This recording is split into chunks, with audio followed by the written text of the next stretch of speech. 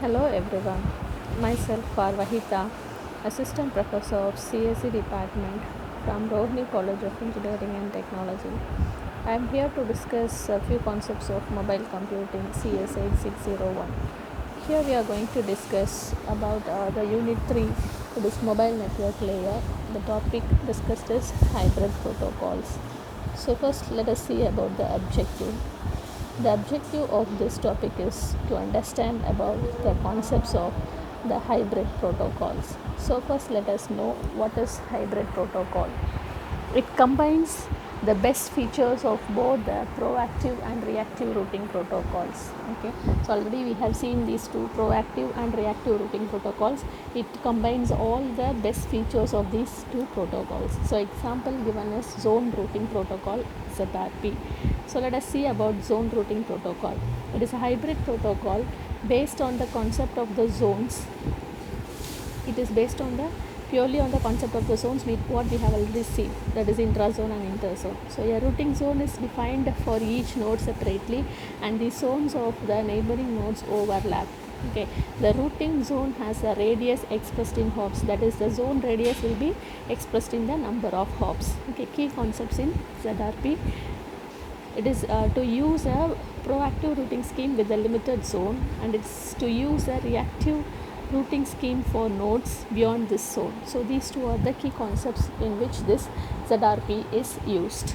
Okay, so the proactive routing scheme, what we have already seen, is used within a limited zone, and here the reactive routing scheme also, it's used beyond the zone.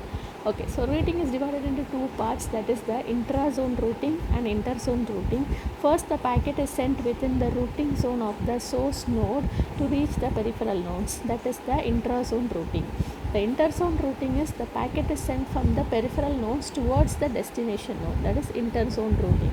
So in the diagram which is following, it has shown the routing zone of S, which includes the nodes A to I but not the K. The nodes are divided into peripheral nodes and the interior nodes. The peripheral nodes are nodes whose minimum distance is less than the radius. So this is the diagram which is explained that. Okay, so the interior nodes are nodes from A to F. The peripheral nodes means the nodes are away from the radius. So they are the nodes G to J, and nodes K is outside the routing zone. Within the zone table, driven is used. Outside the zone, on demand route discovery is used.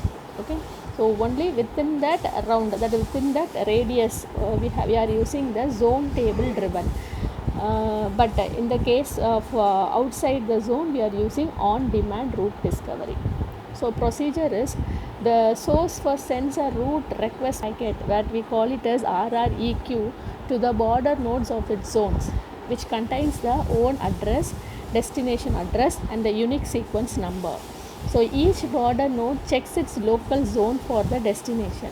So if the destination is not a member of the local zone, then the border node adds its own address to the route request packet and forwards the packet to its own border nodes. Okay, so when the destination zone is reached in this process, a route reply RREP is sent on the reverse path back to the source. So the source then saves the path which is mentioned in the route reply to send data packets to the destination. So this is a question which can be asked in this topic, and thank you.